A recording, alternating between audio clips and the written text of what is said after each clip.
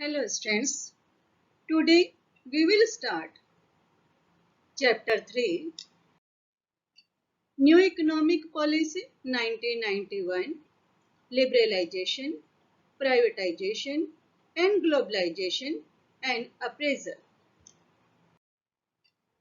Yes students, in the second chapter we have done after independence, India followed the mixed economic system by combining the advantages of capitalist economy and socialist economy. But in reality, the public sector dominated the control and regulation of our economy. Private sector was ignored.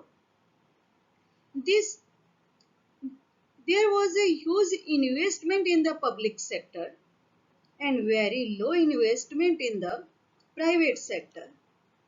The dominance of public sector led to establishment of various rules and laws which hampered the process of growth and development.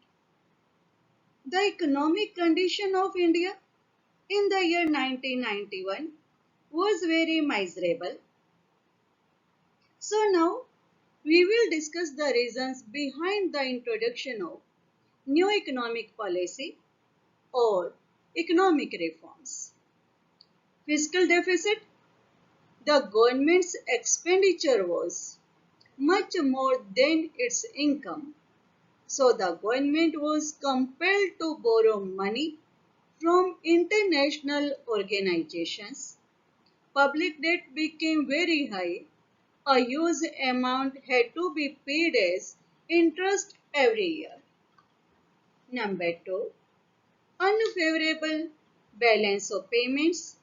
Value of import became much more than the value of exports. The foreign exchange reserve became very low. The country was finding it very difficult to meet the import expenditure. Number 3, inflation. Prices of essential goods increased. This affected the poor and salaried people very badly. Number 4, poor performance of the public sector industries. Many of the PSUs became sick units. Inefficiency and corruption resulted in the downfall of the PSUs. Number 5, fall in foreign exchange reserves. In 1991, foreign exchange reserves fell to the lowest level and it led to the foreign exchange crisis in the country.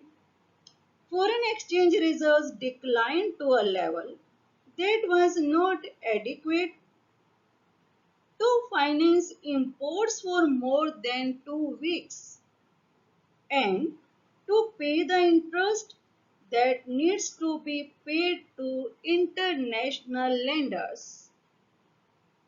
Now we will discuss inefficient management. The origin of the financial crisis can be traced from the inefficient management of the Indian economy.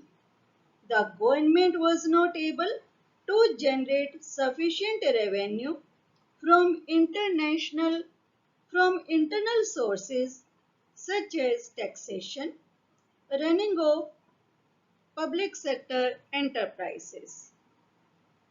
The government expenditure began to exceed its revenue.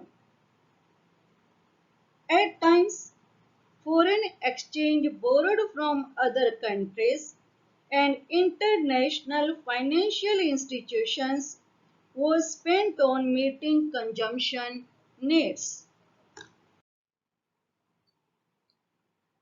What was the emergence of new economic policy?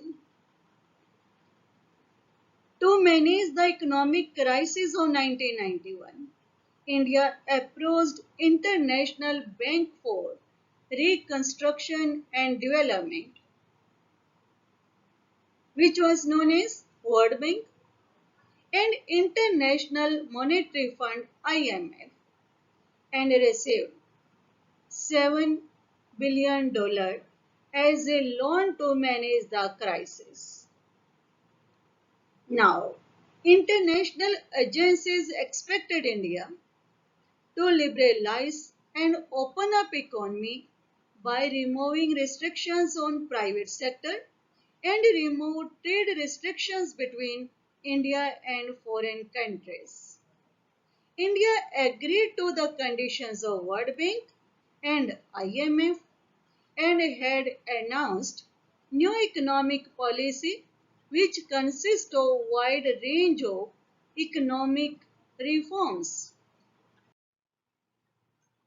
Yes, friends, NEP, New Economic Policy, or we can say LPG, liberalization, privatization, and globalization, can be classified into two kinds of measures.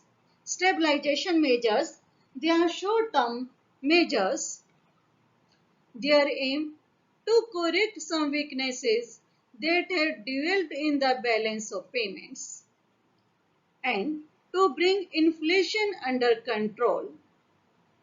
Structural measures, they are long-term measures. Their aim, improving the efficiency of the economy and increasing its international competitiveness by removing the rigidness in various segments of the Indian economy.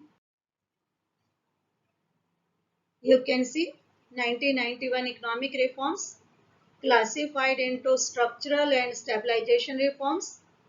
Structural reforms again classified privatization, liberalization, globalization, and liberalization reforms are classified as deregulation of industrial sector, financial sector, tax reforms, forex, foreign exchange reforms, trade policy, trade reforms.